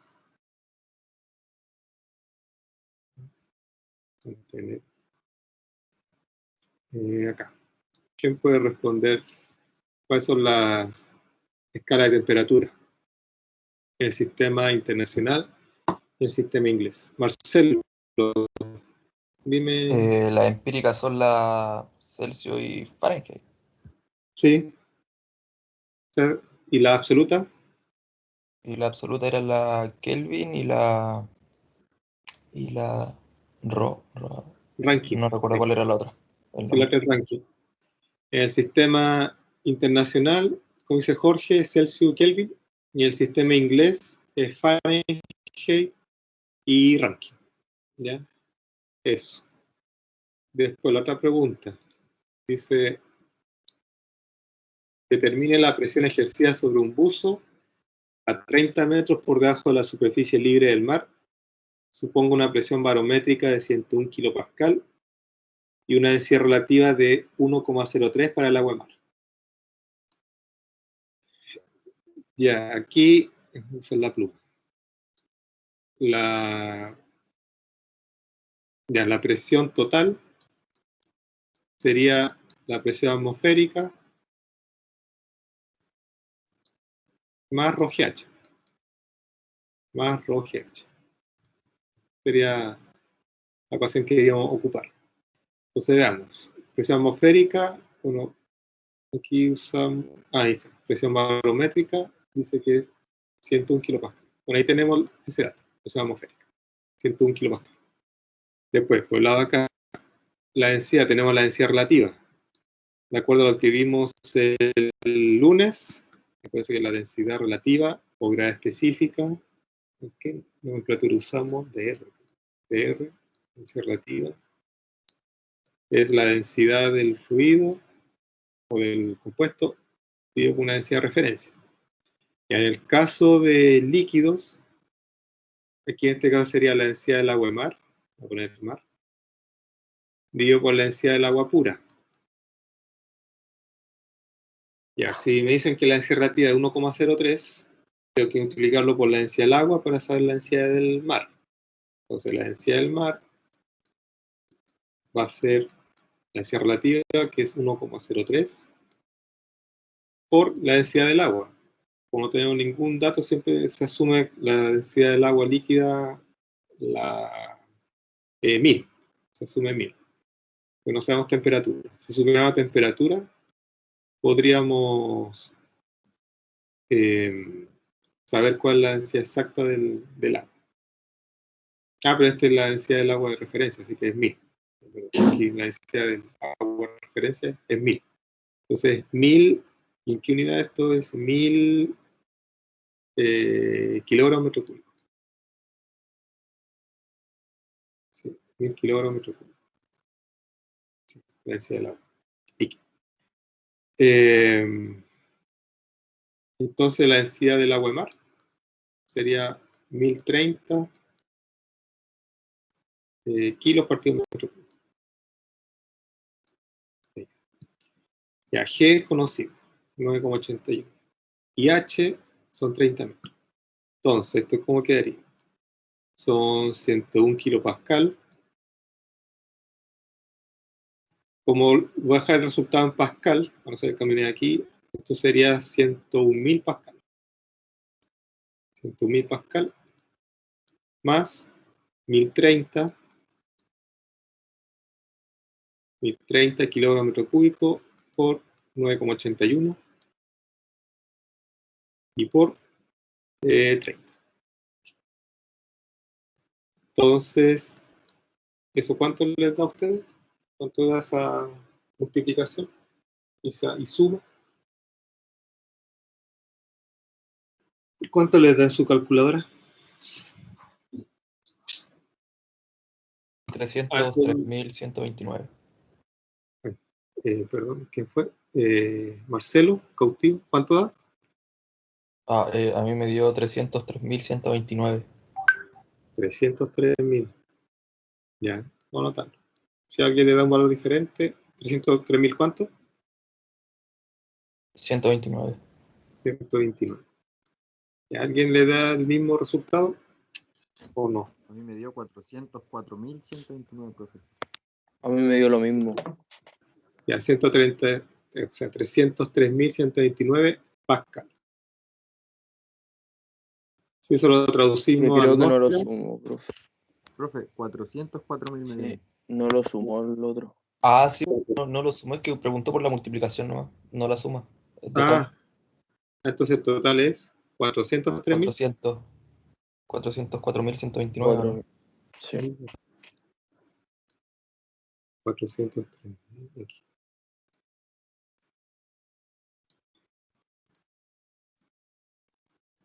Sería 404.000.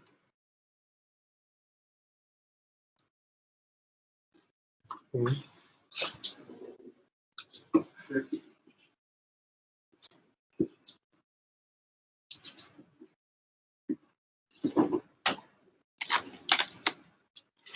Es 101.000 más 1.030 por 9,81 por 104.129 pascal. Y esto para pasarlo a la atmósfera sería una atmósfera son 101.325 pascal.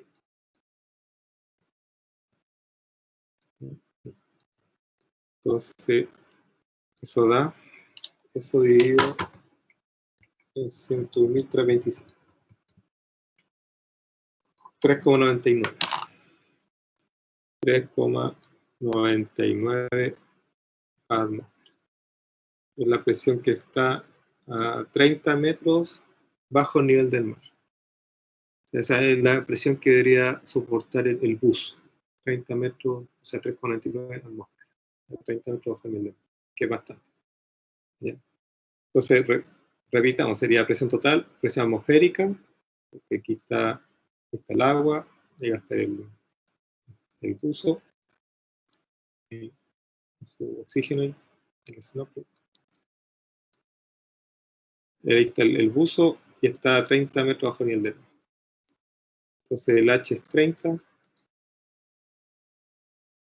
y acá está la presión atmosférica.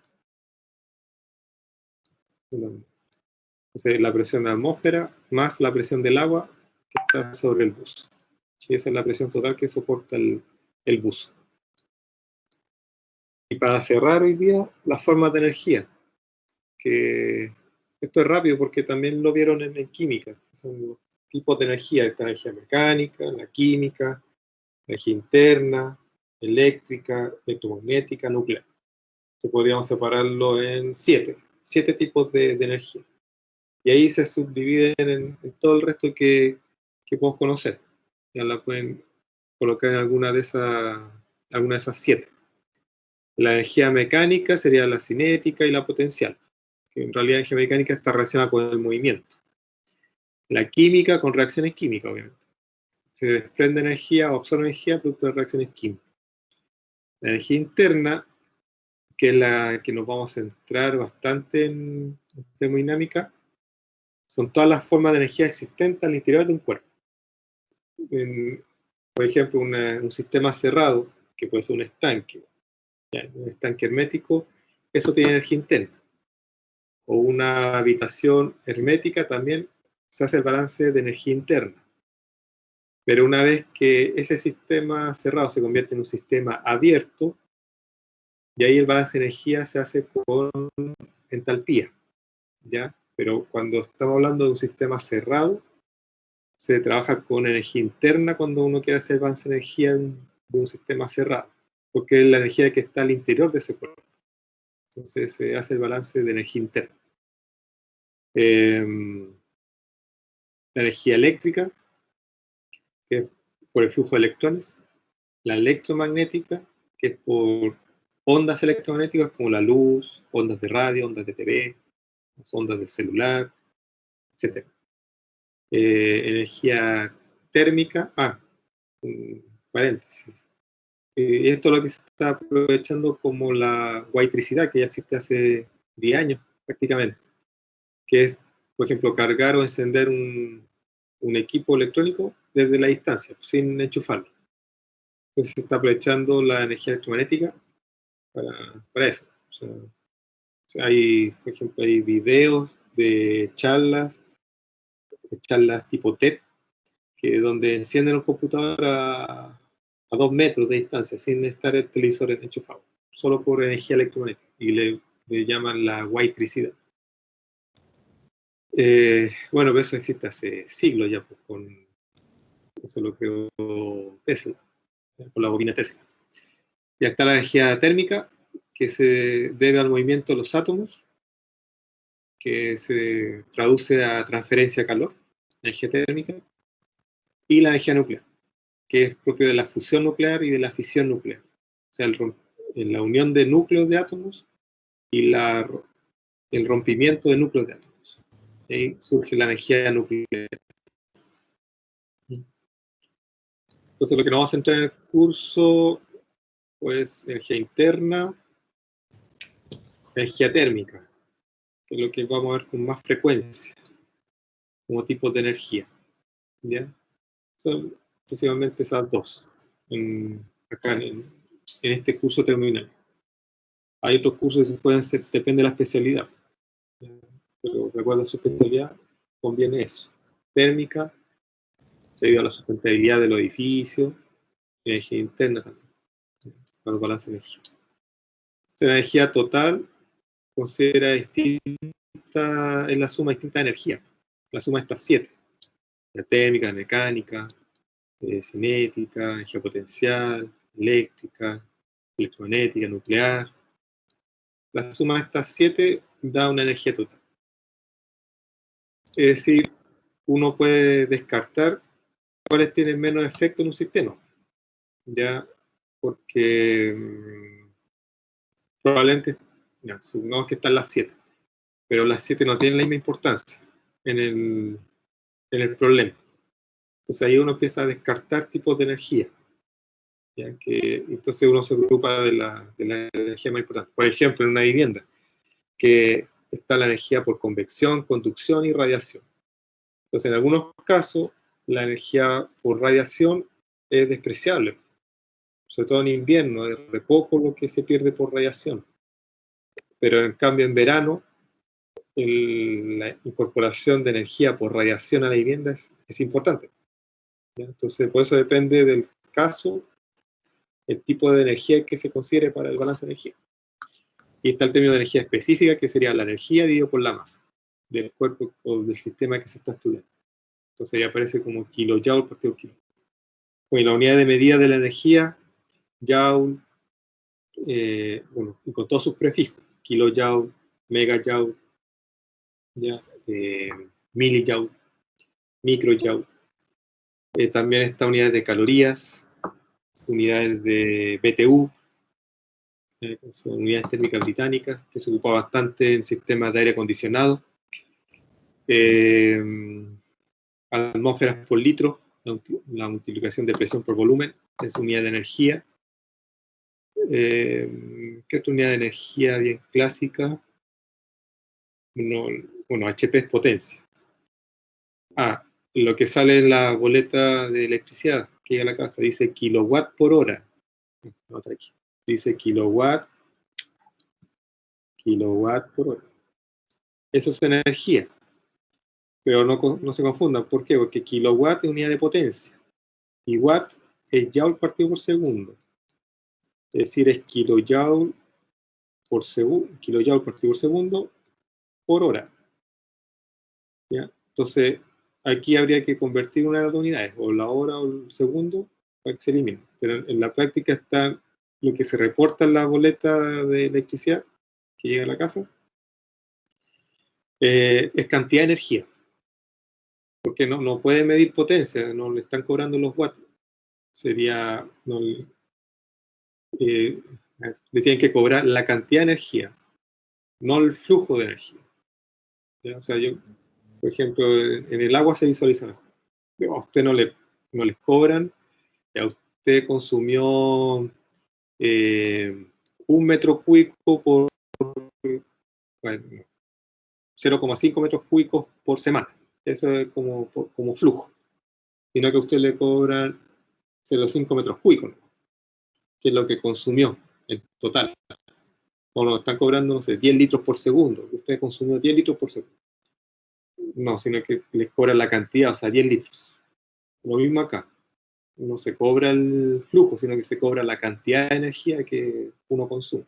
¿Ya?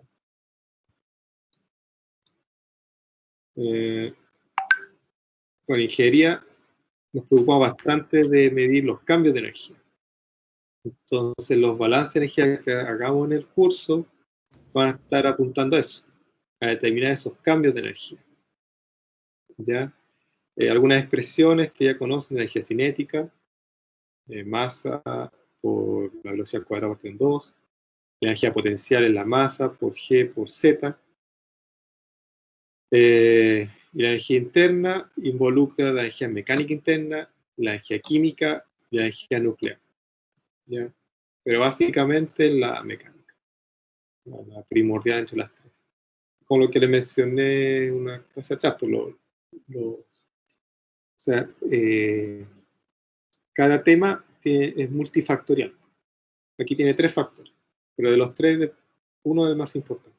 Pero eso no quita que estos no estén ocurriendo dentro del resultado de la energía interna. Entonces, para los balances, si consideramos ya algo más detallado, podríamos considerar, por ejemplo, la energía interna, que se simboliza con la letra U, la energía cinética, la energía potencial. Y después ya, incluso después, estos términos se anulan también, porque estos dos términos, en general, son pequeños frente a la energía interna. Entonces, al principio quizás lo vamos a calcular, y depende del sistema, va a ser importante, pero hay algunos casos en que estos dos términos son pequeñísimos frente al de acá. Entonces ya después ya no vamos a empezar a calcular. Nos vamos a centrar solo en la energía interna. Entonces en un sistema estado estacionario, cerrado, ahí uno considera solo la energía interna. Pues como está cerrado, o sea, tendríamos que considerar la energía cinética interna. Pero eso ya está dentro de este término. La energía mecánica ya está considerada. Entonces, cuando es abierto, es cuando empiezan a aparecer estos términos. Por ejemplo, una cañería, o un estanque con una entrada y salida, una vivienda donde está entrando aire por un lado y está saliendo aire por el otro. Es un sistema abierto. Y ahí ya se podría considerar estos dos términos, y aparte y esto se suma a la energía de flujo y resulta la entalpía. ¿Sí? Aquí recordar lo que vimos al principio de hoy día de la clase, el caudal, ¿ya? Que también podemos expresarlo como, aquí está M punto, que es flujo másico. Esto es flujo másico. El flujo másico es la densidad por el caudal, ¿ya? Y el caudal en una cañería es el área por la velocidad promedio, ¿ya?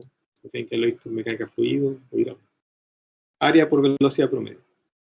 Y bueno, obviamente el área perpendicular al flujo, el área de la cañería, y la velocidad promedio, por general, la velocidad media. Acuérdense, si vieron en mecánica fluido, el fluido se desplaza de esta forma, cuando es un fluido newtoniano, en una forma parabólica. Entonces, la velocidad máxima hasta aquí al medio, y la velocidad promedio sería un término acá. ¿Sí? La velocidad promedio está ahí, porque esto es como distintas capas de velocidad. Distintas capas de velocidad. Y ahí da, y aquí entre medio de la curva es la velocidad promedio. V raya. O V pro.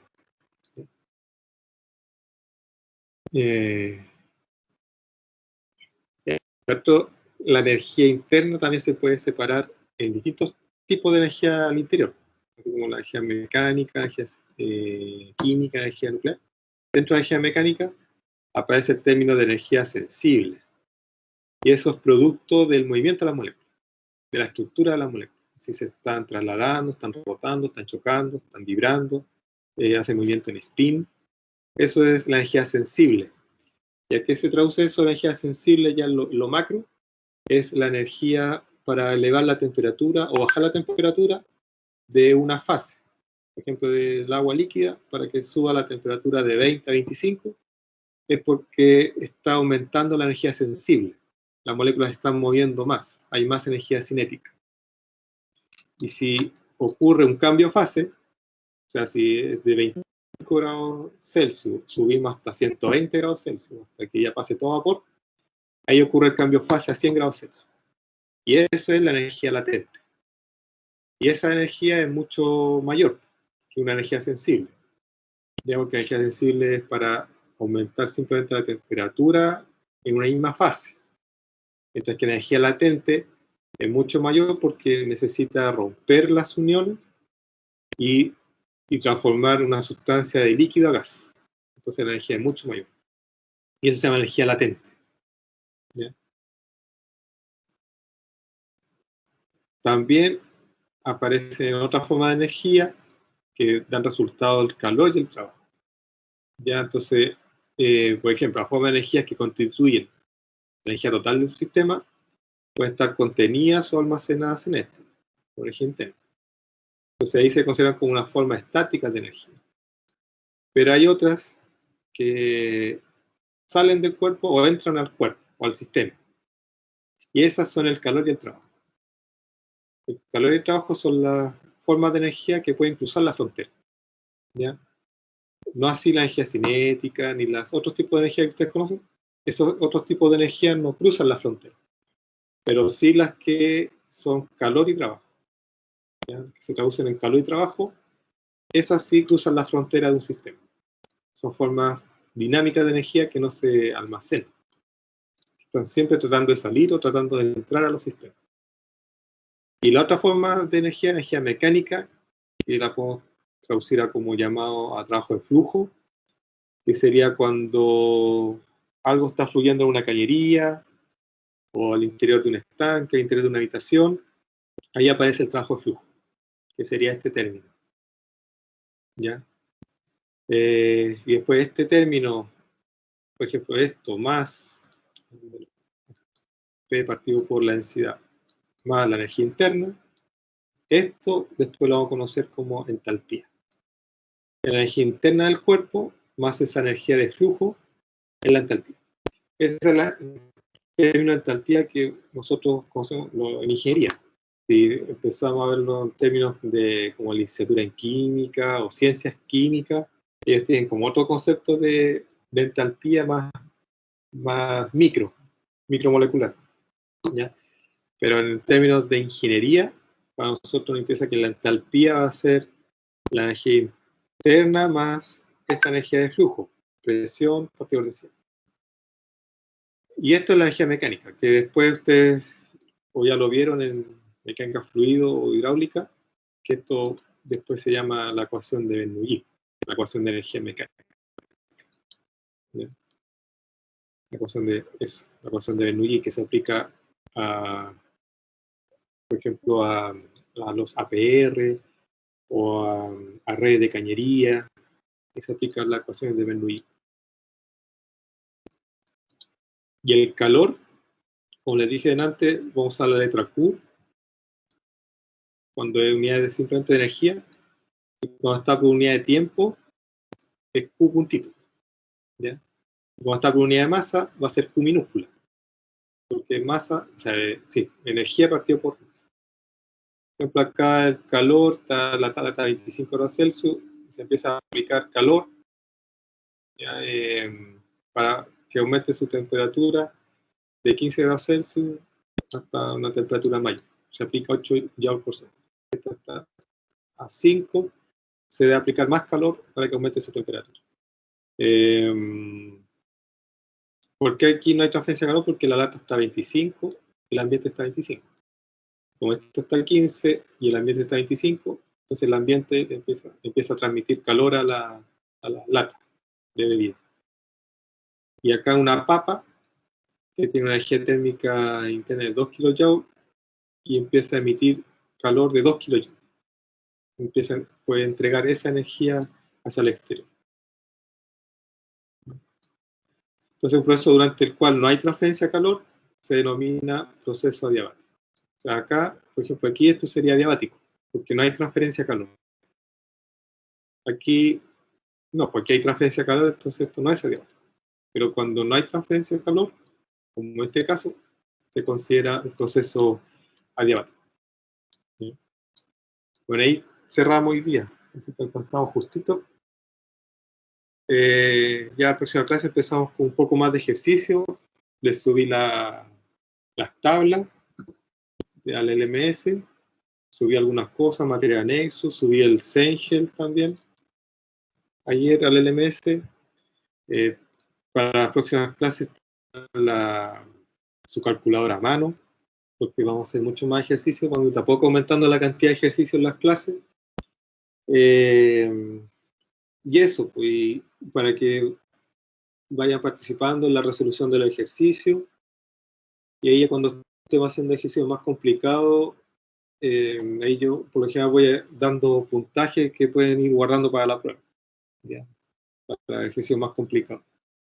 Entonces tengan su calculadora a mano, cuaderno a mano, para que hagan los cálculos, porque la idea es que ustedes vayan haciendo inmediato el ejercicio y tratando de practicar al tiro y salir al tiro la duda en la clase, ¿ya? Y no esperar a 2 días antes de la prueba para tener la duda y preguntar. Eso. Entonces, consultas. Marcelo Pérez, yo te agregué ayer, no sé si has tenido problemas con la conexión.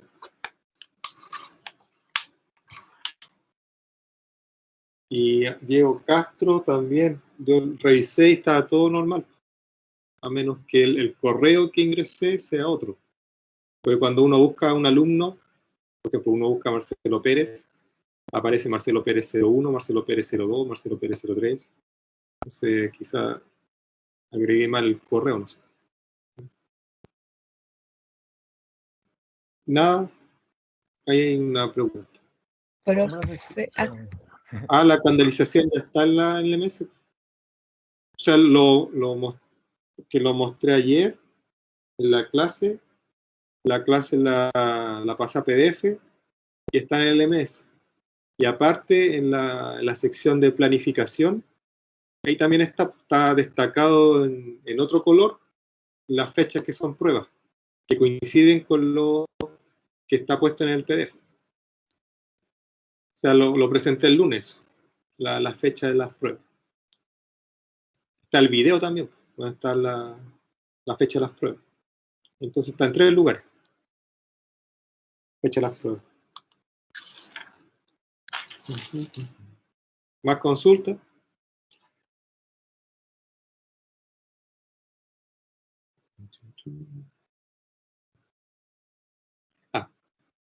¿De qué está hecho el flotador del rotámetro de acer?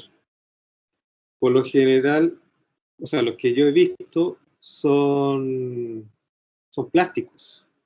¿Ya? Yo he visto unos con pelotitas negras, pelotitas rojas, que son plásticas.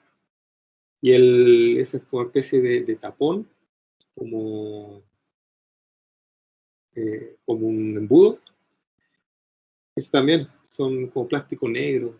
Debe ser, a ver, debe ser polipropileno. Debe ser como esas pelotitas que usan los niños, pero más grandes las pelotas de los niños, que usan las piscinas, esta es más chica. Pero con un poco más de peso. Porque depende si ese rotámetro se usa para líquido o para gas. ¿Ya? Si es para gas, tiene que ser una pelota más liviana.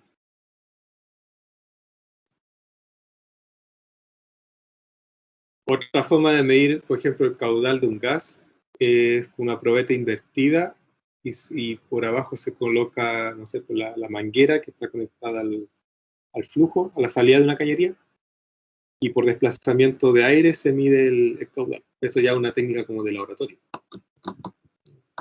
Había una técnica de laboratorio para medir caudal de líquido, sería por un cronómetro y en una probeta ir midiendo los delta T, los delta V, perdón. Como lo hacía yo antes cuando hacía el ramo de mecánica fluido, que ahí inventé experiencias de laboratorio para que miramos, por ejemplo, el caudal. Yo hice una red de cañería que teníamos en el subterráneo del parque tecnológico y medíamos delta de presión, pero lamentablemente ahora se está abandonado. Pero con los equipos que están en el laboratorio de hidráulica, que dirige Roberto, ahí creo que también tiene una estación de hidráulica, donde se puede medir delta P y caudal. No me he fijado si tienen rotámetro, debe tener rotámetro o caudalímetro. Pero, por ejemplo, en el prototipo de proceso que tengo también en el laboratorio de Roberto, ahí tengo un caudalímetro, que se va registrando el caudal por un PLC. Entonces se conecta al computador y va registrando el cambio de caudal. Lamentablemente no se puede ocupar ahora por la pandemia. Incluso esta clase yo podríamos haberla hecho rodeando el proceso, pues, y echándolo a andar, porque ahí hay termocupla, hay manómetro, hay flujómetro. O sea, la primera parte de la clase lo podríamos haber hecho eso ahí. Y la diapositiva se la hubiera enviado. Para verlo en la práctica. Eso, muchachos. Ya. Nos vemos el lunes. Recuerden, tengan las tablas a mano, su calculadora a mano. Que tengan disponibilidad para hacer preguntas, para que salgan de la duda al tiro en la clase. Eso no quita que pueden preguntar después, pero yo feliz respondo las dudas después, también por mail. Ya, dejamos de grabar. Nos vemos entonces. Cuídense.